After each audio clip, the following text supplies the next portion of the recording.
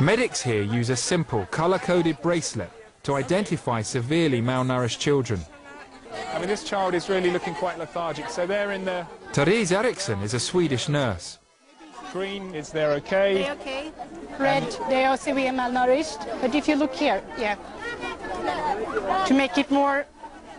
I mean, that's really... If you have a red one here, then you have a child with these circumferences of the arm. But you will actually get children with an upper arm of that size. Yeah, I will.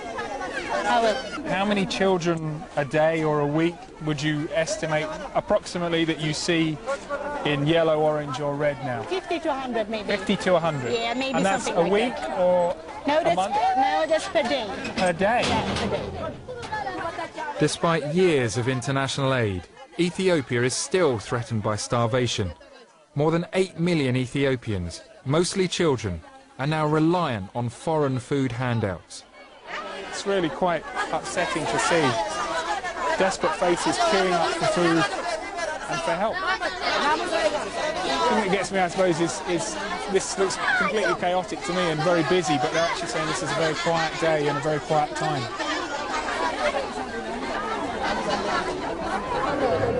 With thousands in this area suffering severe hunger, I met mothers seeking help.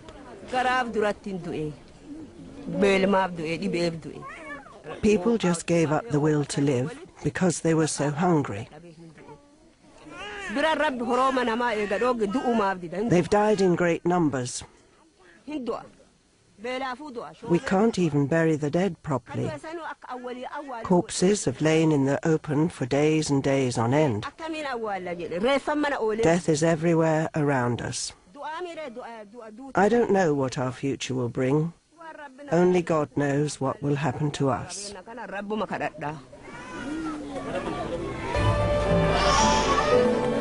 Severely malnourished children admitted to the MSF programme are given a high-energy food supplement called Plumpy Nut. So this is some sort of peanut-based nutritional food. One sachet equals 500 calories. Looks like peanut butter or something like that. High in calories and very helpful when a child is malnourished or severely malnourished. Yes. It sounds like it's a lifesaver. yeah, it is. Many children, though, require more than emergency rations. Do you have many patients in there at the moment? It's around 5-6 patients. Norwegian doctor Christina Ugervik treats the most acutely ill at MSF's local intensive care unit. This is the room where we keep the most critical ones. This little boy, he came yesterday. He has malaria and anemia. And this little girl, she was admitted today because of dehydration. She has watery diarrhea and vomiting. This is a tiny one. She came with very severe pneumonia.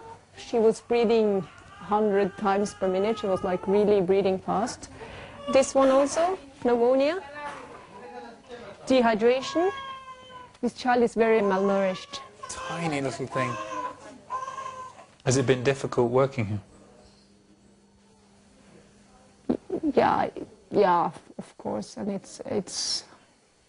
I mean, you see really terrible things, and for me, when I'm able to help, it's kind of rewarding, but sometimes you are not, and then it's really sad. Back in Norway, it's very rare that I see children die, but here, like, you lose children. You really try to treat with what you have, but sometimes it's not. You don't manage to rescue them, and it's hard. It's hard. The obvious cause of famine is a lack of food. But in Ethiopia, it's not that simple.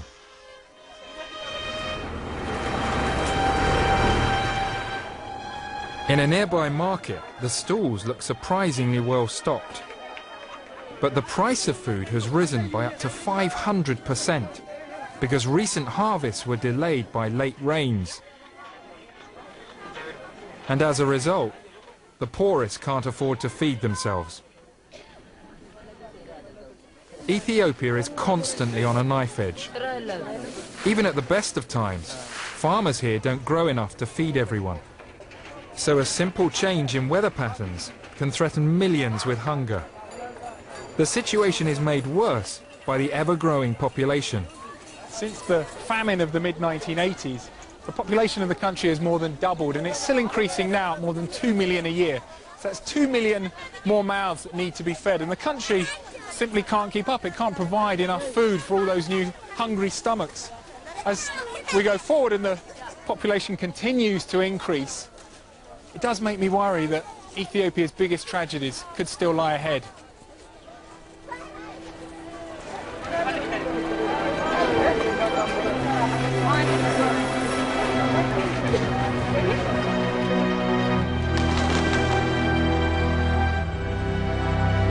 The population of Ethiopia is predicted to double again over the next 40 years.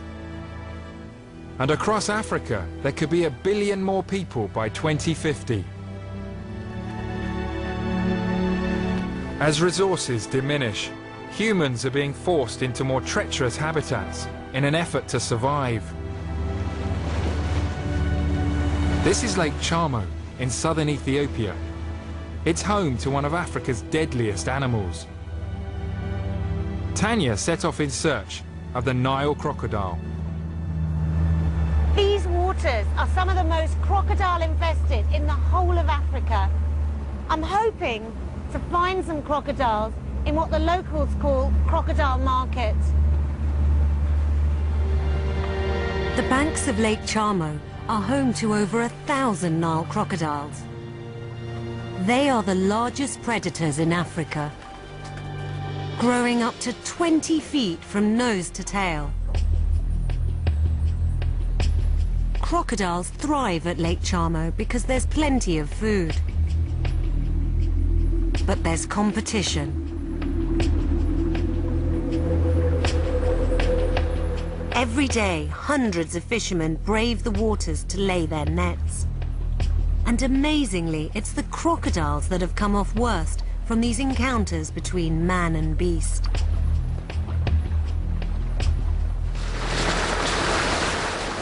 Back on dry land, I went to meet Aseged Gebre, who has worked with Lake Chamo's crocodiles for 18 years.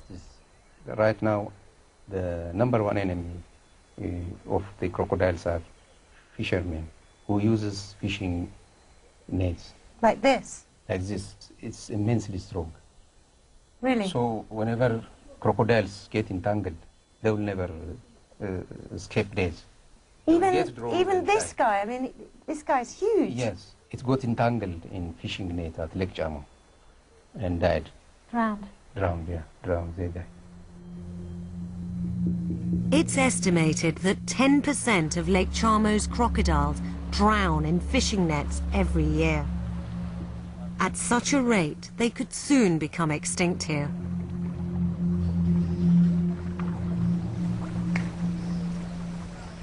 But they've come up with an unusual way to conserve crocodiles.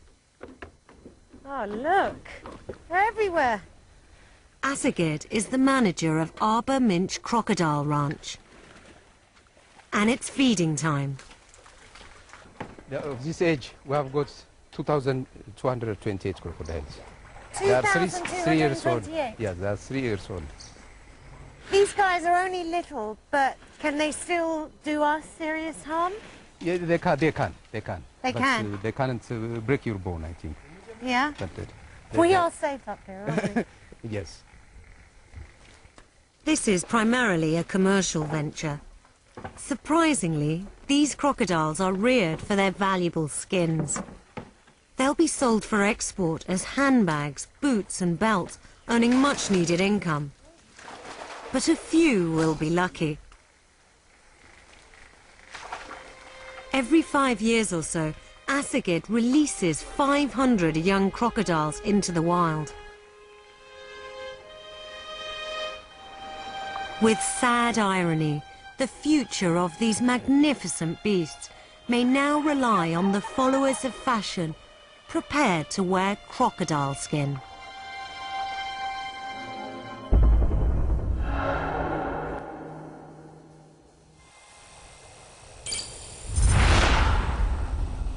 Our Our journey down through the Rift Valley continued into northwest Kenya, to the Turkana region on the border with Sudan.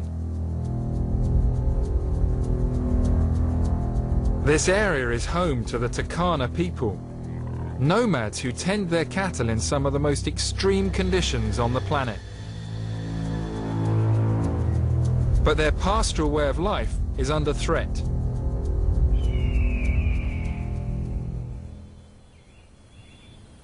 The problem is the changing global climate. There used to be a drought here roughly every 10 years. Now, thanks to climate change, the drought's happening every 4 years, and this is the result, a dried up riverbed. The search for water has driven many Turkana out of the countryside. They've abandoned their nomadic traditions to live in shanty areas on the edge of local towns, like nearby Lokichogio, now home to 35,000 Turkana. Peter Ngala is a government health worker. The livelihood of the Turkana people relies on their livestock.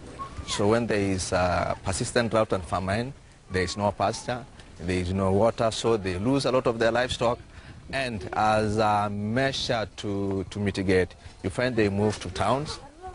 The other main reason they move is cattle rustling. So old-fashioned cattle rustling? Yeah, almost every household has a gun. And every household? Almost. You see that guy? So you can see the guy that's carrying a Kalashnikov? That is meant to provide security for his cows. Right. Yeah, and to provide security for... So he's a shepherd with a Kalashnikov? That is true, that is true. Towns like Lokichogio are growing. 500,000 Turkana live in this region. But now 60% of them have sought refuge in places like this.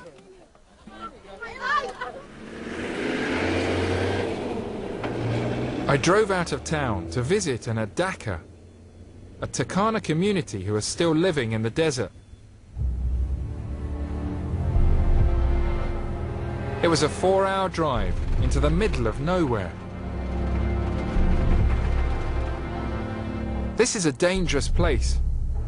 In the last year, 400 Turkana have been killed out here in tribal battles. Just come out to a very remote Turkana community to try and meet up with them. And they're somewhere over there, and we've had to send a local chief to warn them that we're coming. And we don't want to surprise them, partly because they all seem to have guns.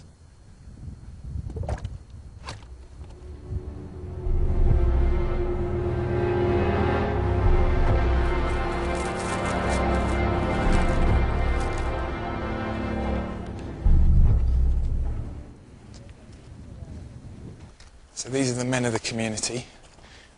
I'm just going to go and say hello. Ijoka.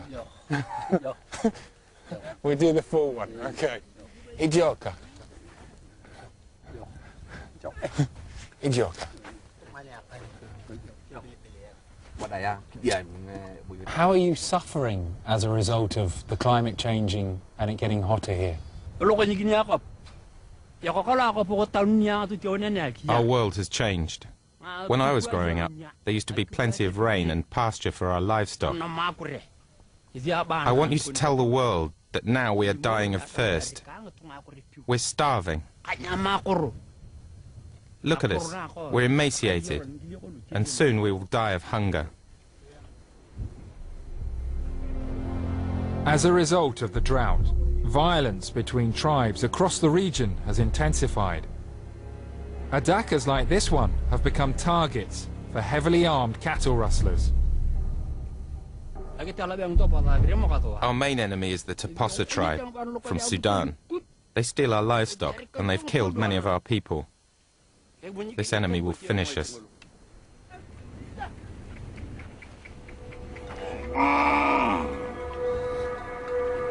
This is a reservoir built by the charity Amref.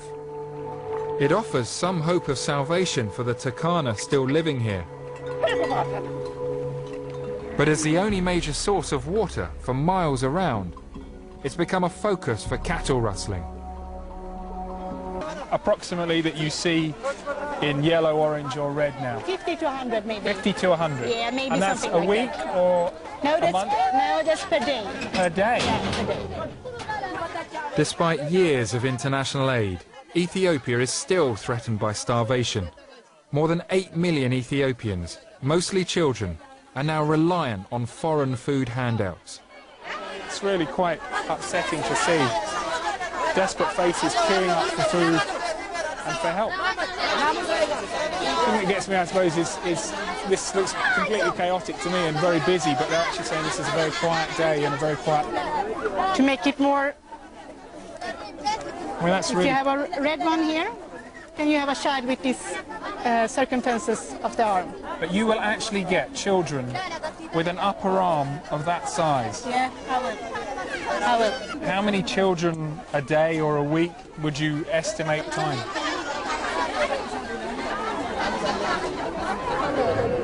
With thousands in this area suffering severe hunger, I met mothers seeking help. People just gave up the will to live because... Medics here use a simple, colour-coded bracelet to identify severely malnourished children. I mean, this child is really looking quite lethargic, so they're in the... Therese Eriksson is a Swedish nurse. Green is they're okay. They're okay. Red, they are severe malnourished. But if you look here, yeah,